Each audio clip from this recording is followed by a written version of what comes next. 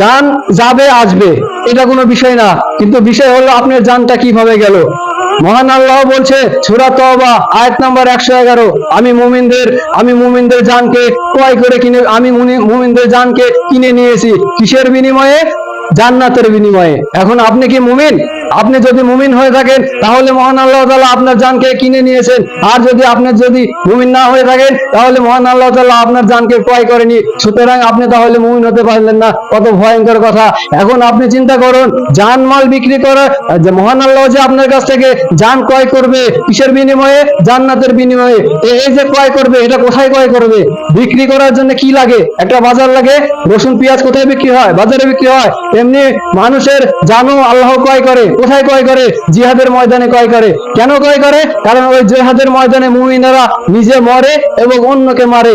এই মরা মৃত্যুর মাধ্যমে মহান আল্লাহ তাআলা মুমিনদের জীবনকে ক্রয় করে নেয়। এখন বাজার নাই কেন? আমাদের বাজার আছে, বাজার নাই কেন? নাই কারণ আমাদের মধ্যে মুমিন নাই।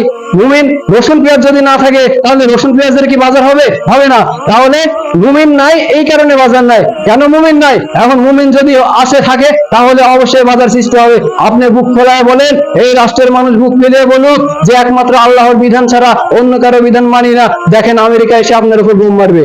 দেখুন আপনি, আমেরিকা এসে আপনার উপর বোম মারবে। সুতরাং আপনি মুমিন না, আপনি মুমিন না, এই জন্য মহান আল্লাহ তাআলা আমাদের কাছ থেকে বাজার কেড়ে নিয়েছে। তার মানে আমরা মহান আল্লাহর কাছে আমাদের জানমাল বিক্রি করতে পারছি না। তাহলে আপনি কি কঠিন বিষয়। আর আল্লাহ তো পচা মাল নেবে না।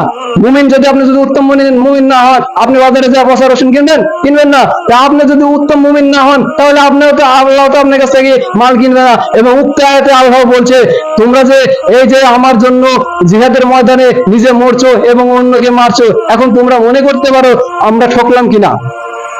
তখন আল্লাহ ভরসা দিয়ে বলছে, ও মুসলিম জাতি, তোমরা ঠকো নাই। আমার চাইতে বড় ওয়াদা রক্ষাকারী আর কি আছে?